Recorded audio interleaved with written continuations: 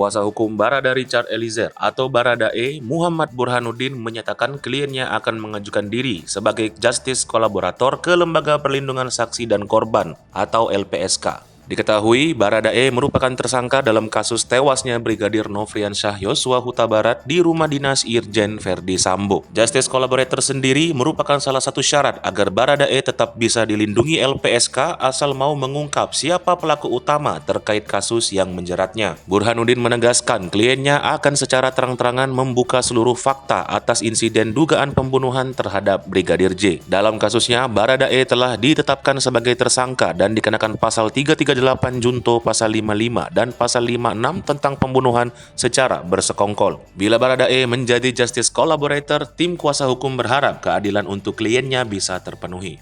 Sebelumnya, proses permohonan perlindungan terhadap Baradae masih berjalan di LPSK. Terkait dengan status hukum yang kini telah ditetapkan kepada Baradae, Edwin menyatakan LPSK masih bisa menerima permohonan perlindungan meski yang bersangkutan sudah menjadi tersangka. Adapun persyaratannya, Baradae harus menjadi pelaku tindak pidana yang bersedia bekerja sama dengan penegak hukum untuk membongkar kasus tindak pidana tertentu yang terorganisir dan menimbulkan ancaman serius, atau dalam kata lain Justice Collaborator. Terlebih dalam kasus ini, Baradae ditetapkan menjadi tersangka sebagai orang yang turut serta melakukan pembunuhan yang disangkakan pasal 338 Junto, pasal 55 dan 56 KUHP dengan ancaman hukuman 15 tahun penjara. Kendati demikian, Edwin memastikan kalau sejauh ini Baradae belum mengajukan diri sebagai Justice Collaborator dalam perkara ini. Tak hanya itu, pihak LPSK juga, kata Edwin, masih akan menelaah lebih lanjut terkait keterangan dari Baradae saat menjalani pemeriksaan asesmen psikologis dan mencocokkannya dengan temuan penyidik Bareskrim.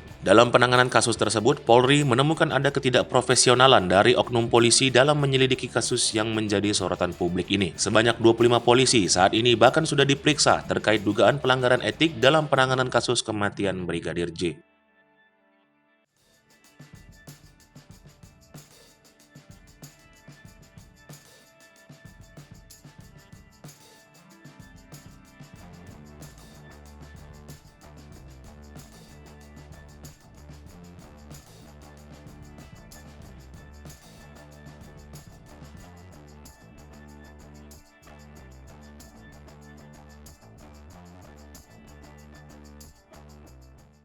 Hai pemirsa Sri Popo TV, jangan lupa komen, like, dan subscribe, serta tonton terus berita-berita terupdate lainnya ya.